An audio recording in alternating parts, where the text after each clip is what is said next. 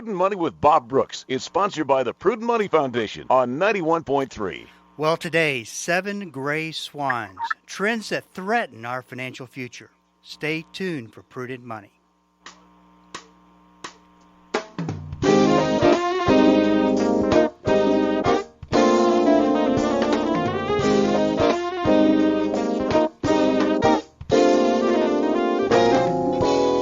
Good afternoon, this is Bob Brooks, and you are listening to the Prudent Money Radio Show. Thank you so much for joining me today, and you know I do appreciate it. Well, what is a gray swan, and why is it important that you know? Today, author and CEO of Crown Financial Ministries, Chuck Bentley, is my guest to talk about his new book, 7 Gray Swans, Trends That Threaten Our Financial Future. Chuck, welcome to Prudent Money. Hi, Bob. Great to be with you. You know, first of all, Chuck, I want to thank you for the work that you've been doing at Crown Financial Ministries. I've had the opportunity to teach Crown classes for years and have watched as it has changed and transformed lives as people get the true meaning of stewardship. And I just want to thank you for your ministry. Well, thank you, Bob, and thank you for being a part of it. I started out as a volunteer just like you. I would say I'm a part of that group that was transformed, and so it's a pleasure to be on the program today. Well, let's talk a little bit about swans. You know, the concept of a black swan is something that you may hear in the financial media. It's defined as an unpredictable event that potentially has severe consequences. Now, talk a little bit about what a gray swan is, because I'm sure that's something that we haven't are not familiar with. Well, in contrast to a black swan, which is unpredictable, a gray swan is pretty much out in the open. It's something that we can see, we can measure, we know that it's a risk, but we tend to ignore it. So, this whole short squeeze with GameStop that just happened that sort of shook up the markets, that was a gray swan. We knew it was possible for those type of activities to take place, but nobody ever thought that it really would happen like that. So gray swans have significant impact on the economy and over our personal finances. But we tend to think, well, since it's not going to happen, I can just forget about it. Now, what's interesting in the book, you say that the financial crisis of '08 was a gray swan. Talk about how you come to that conclusion. Well, nobody ever thought that we would hear the day that the President of the United States would stand before us and say, our economy is about to implode. That was a surreal moment. We thought that the strength of the U.S. economy was a fortress that would never be penetrated. And so it was unprecedented. No gurus at the time thought that it would actually happen that way. There were a few exceptions, as you know about, Bob, say Michael Burry in The Big Short, who he really strongly believed it, but he was in a vast minority of experts who saw that one. So I think that was a black swan, and one that even the federal government, through an investigation, said, they didn't see it coming, but somebody should have. And you also mentioned COVID-19. I thought this was interesting. Is it a black swan event or a gray swan event? Well, I put it in the gray swan category, although it's debatable. It's a gray swan because we've had pandemics for centuries. We knew they were possible, but I think, like most people, we never thought that it would come to the United States, and certainly never thought it would last to the extent that it has. Now, you make a comment in the book that the 7 trends that you write about is not the entire list of things that we should be concerned with. There are actually more than 7 trends. These are just ones that you landed on. Yes, that's correct. And I am not an economic expert like you. I went to Baylor, Bob, and I had a great economics professor at Baylor, but I barely got out of the class. I just wasn't paying attention like I should have. And what I realized is that gray swans actually impact our personal lives. I was at Baylor when a group of students took 52 Americans hostage at the embassy in Iran, and that created an oil embargo, which caused the price of oil to go sky high in Texas. So an oil boom was on. My father's in the oil business. We were going strong until the hostages were released and the oil embargo was lifted, and the price of oil plummeted, and I was laid off. So suddenly those gray swan events became very personal. You know, it's interesting. Your book gives some meaning to a verse that I mention a lot on the show. In fact, found word for word 2 times in the book of Proverbs. A prudent person foresees danger and takes precautions. The simpleton goes blindly on and suffers the consequences. And I think the concept of gray swans helps a person foresee danger and, most importantly, to take precautions, which you go over in the book. Yet most people, like you say, they do ignore what is happening right before their very eyes and just take the blunt hit of the consequences. Well, I feel like the pilot of an airplane who comes on the loudspeaker system and says, "Ladies and gentlemen, fasten your seatbelts. There's turbulence ahead." And you hope that it's not going to be bad. You hope that maybe he was wrong. You hope they can fly around it. But you go ahead and put on your seatbelt. And this is not to alarm people. It's not to use manipulation of the headlines. It's simply to say, these are some very real things happening right now. We can all see them. I'm no prophet. These are not complex things to understand. They're happening, and we need to fasten our financial seatbelt. I want to mention, Chuck, that the book is a quick read. It's about 110 pages. It's a smaller book. And I think a very important read that people should get the book and understand, because it gives you a look at what are some of the things that we need to make sure that we have our house in order and be ready for, so it doesn't sneak up on us. Let's start with the very first one, universal basic income.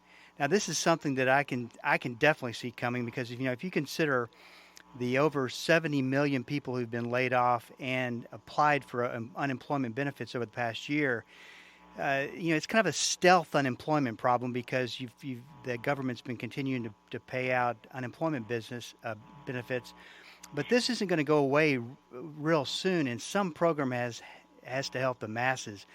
Talk about what universal basic income looks like. Well, UBI, or universal basic income, is the idea that all people qualify for a subsistence level of payment. It's some standard without any type of any type of qualification. I said that a little bit of a redundancy. It's a no qualifying monthly stipend from the government.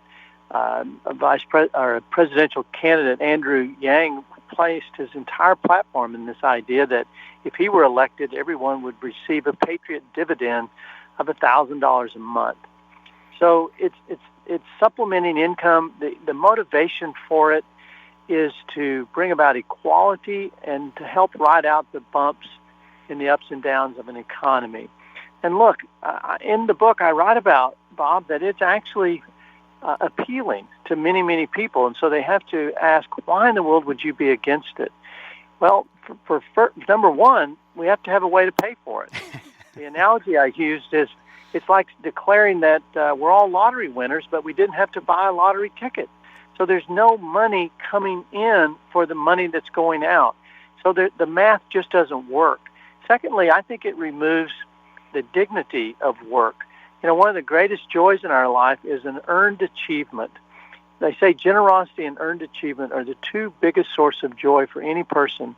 And earned achievement comes through work. And I don't view mankind as a consumer that just needs to be appeased, that they have no value to add to the world. I believe God created us to be producers. And when we go to work and we produce, then we find satisfaction. That's how God provides for our needs. So I'm against the universal basic income, Bob, for just those two apparent reasons. Sure. Well, what do you say to the person who says, absolutely, Chuck, no way, not in a million years could this happen? Well, it's happening already. I mean, I have to tell you, I qualified for a stimulus check. I qualified for the second one, and I'm probably going to get a third one, Bob, and I'm embarrassed that the government is sending me money. But the dilemma, and what makes this such a sticky wicket, is what do? Do you just write them and say, hey, please exclude me, I don't want it? Do you send it back? What we've chosen to do is to use those funds charitably and to advance God's kingdom with them. But look, it's hard money to turn down, and it's a very difficult program to stop once it gets underway. There's no evidence in history that governments stop foolish programs. Well, the next Gray Swan you write about is a cashless society. Now, the reality of this Gray Swan is that we're almost already to the point of being a cashless society. How do we transition fully to that point, and what does this type of economy actually look like, Chuck? Well, cashless society means there is no currency in use, none in circulation whatsoever. In the Scandinavian countries right now, Bob, they're issuing card readers for the homeless. And the reason they're doing that is people aren't carrying around cash to put in the hands of the homeless. And so they literally are approaching a total cashless society. Especially during COVID, Bob, this became relevant because people are declaring that cash is dirty, and some institutions now only want electronic transactions. We're seeing the rise of cryptocurrencies. We're seeing the convenience of online banking. And what's happening is this Gray Swan is slowly being adopted worldwide. And in a country like China or India, where there's very little trust in the way the government might control your life, you're surrendering all of your economic privacy to the government. And so I think it's a big concern and one that we all need to be aware of and have some contingency plans. Yeah, I guess it's one of those things that it seems like, wow, that's a great idea, but it does definitely have some downside to it, and especially the fact that we're making government bigger, giving more back to government through control. Well, most young people believe that it can't get here fast enough. They're transferring money through their mobile phones all the time, and it's very comfortable for them. What they're not concerned about is what I am concerned about, which is the loss of privacy. I think cash and any type of physical currency gives you the ability to make decisions with money that no one else is tracking, and not that you want to do something illegal with it, but you want the privacy and the freedom that comes with making up your own mind and not having to be concerned about if your account is blocked or tracked or any of the things that would take away the freedom that we have. This is Bob Brooks, and you are listening to the Prudent Money Radio Show. Thank you so much for joining me today, talking to Chuck Bentley about a great book that he's put together called 7 Gray Swans, Trends That Threaten Our Financial Future. This is a quick, informative read and something that I think everybody should be looking at. If you want more information on the book, go to www.crown.org. Now, the next Gray Swan is the world of modern monetary theory. And I got to tell you, Chuck, this is something that everybody sees. They think, well, how in the world can the government continue to push out all this money through stimulus checks and do all these programs, and we're still borrowing and we're still printing money? It just doesn't seem like it's a good idea. Talk a little bit about that. Well, the reason that it's happening is there are people who actually think that it's possible for the United States government print all the money that it wants to print and to create all the deficits that it needs to function as a government without any recourse, without any concern whatsoever. And that's exactly how we're operating. There's a noted economist named Dr. Stephanie Kelton who wrote a book called The Deficit Myth. And her premise with MMT, which some unflatteringly call the monopoly money theory or the magic money theory, her premise is the United States can operate just like the bank in the game of Monopoly, that it can just push all the money into the system that it wants. But you and I know, and this dissonance that I think every American is feeling is it's got to stop. At some point, we can't keep living beyond our means. It defies gravity. And the point that it stops is the day that we lose confidence in our currency. All currencies are valued only by the confidence that people place in them. And my thesis is that if we continue to pump money into the system, people are going to consider it worthless one day. I keep a $100 trillion bill from Zimbabwe in my Bible to remind me that $100 trillion couldn't buy toilet paper in Zimbabwe. It became worthless.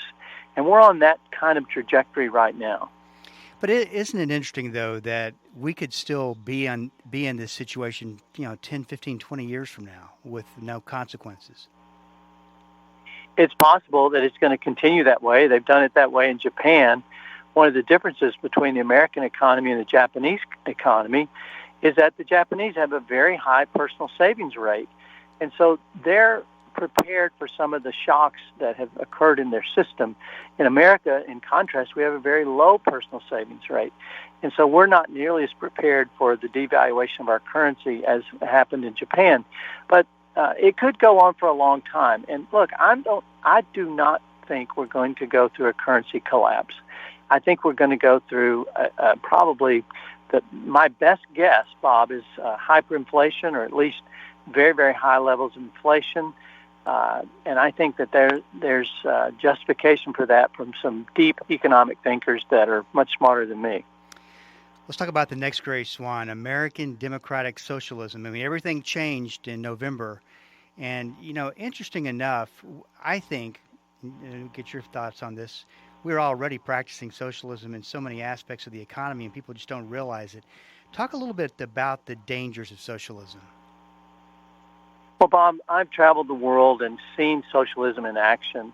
And look, I'm not talking about a political philosophy. I'm talking about a departure from the economic system that runs our nation, which is capitalism. And socialism is a philosophy of centralized control over the economy. And the idea is that it creates equality, that it helps ride out the disparity between the rich and the poor. And certainly we have a huge disparity. But the government is a terrible arbiter of that disparity. The only difference between capitalism and socialism, it's not that there's no longer rich and poor. It's just that you're allowing the government to decide who is rich and who is poor. In capitalism, it's based on a merit and not on a third party making those determinations. And it's destructive.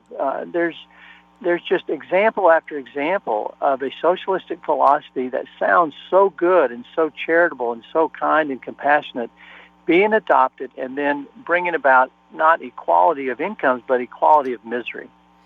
Talk a little bit about what the Bible says about socialism. And I want to point this out, is that you give kind of a biblical meaning to the seven Gray Swans in the book, but talk about it specifically about socialism. Well, I think many well-meaning Christians confuse the role of a private individual that has a responsibility to care for the poor and to be generous with the role of the government. In the example of the Samaritan, the Good Samaritan, he took care of his neighbor personally and privately. He didn't say, well, this guy's on the side of the road hurting, needs health care. Let's pass a law for universal health care. He took money out of his own pocket and took care of an individual. And the Bible does not support socialism in any way or form. It supports private property rights.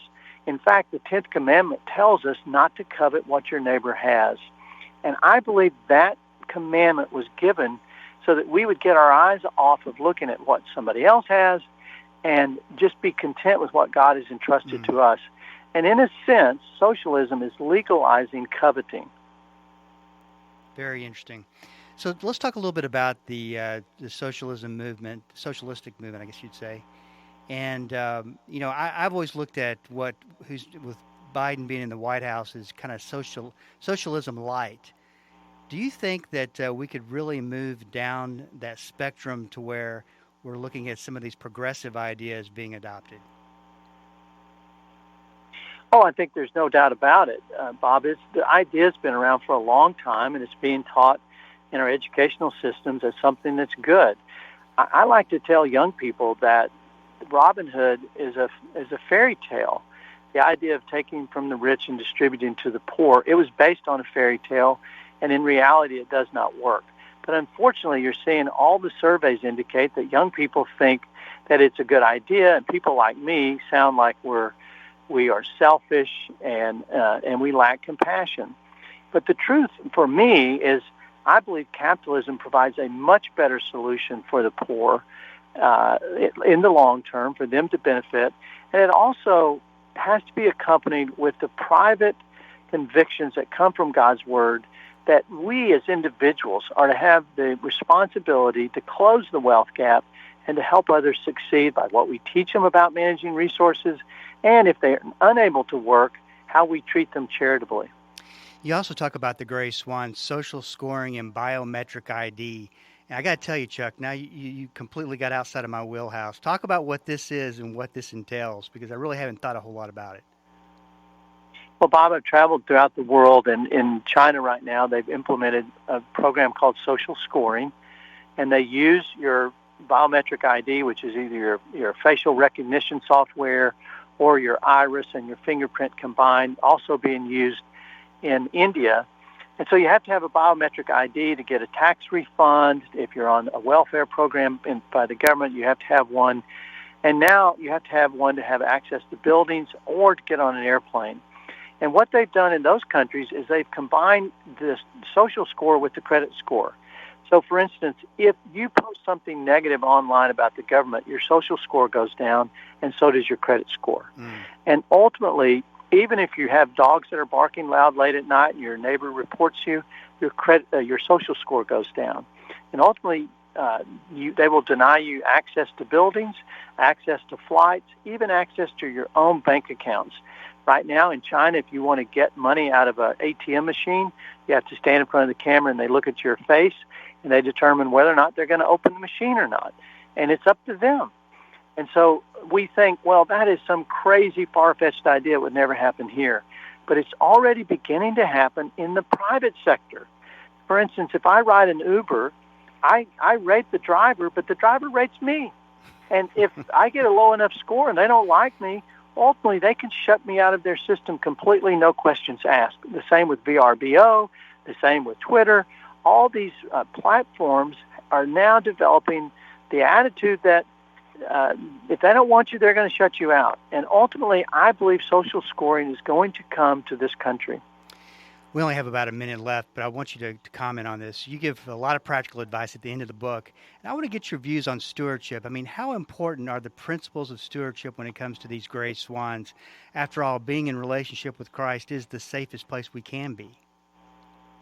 Well, the church is anti-fragile. Everything else in the world is fragile, but we've built our financial house on a rock, and that doesn't mean we won't get storms. That's, both in that parable, whether your house on the rock or the sand, you get the same storm, but only one of those will stand. And I think stewardship presents that kind of biblical foundation to build our lives upon.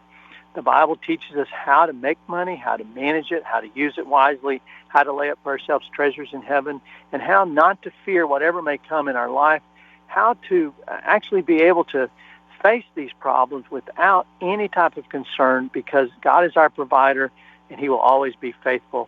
Those principles are life-altering in the way we view money and the way we manage it, Bob. Once again, the name of Chuck's book is 7 Gray Swans, Trends That Threaten Our Financial Future. More information, www.crown.org. Chuck, it was a real pleasure to have you on the program, and congratulations on a great book. Keep up the good work, Bob. Thank you for having me today. Thank you. This is Bob Brooks, and you are listening to the Prudent Money Radio Show. Like I said, this book is literally 106 pages and just full of eye-opening information that speaks to the way that you deal with whatever comes our way in the future financially is to get your financial house in order. And to do that, I believe you got to look towards the principles of prudent stewardship and build that foundation so that you can handle whatever comes our way. And interesting stuff. Once again, 7 Gray Swans, Trends That Threaten Our Financial Future, www.crown.org. This is Bob Brooks. If you've got any questions for me, please go to the website at prudentmoney.com and send it in, because we are all out of time. Till we do meet again next time, keep the faith and have a great rest of the day.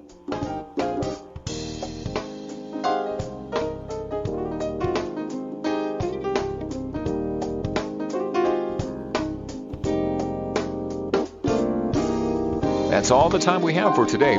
Questions or comments for Bob, or to find out more great information like what you've just heard, visit www.prudentmoney.com. Be sure to join Bob Brooks again for the next edition of Prudent Money.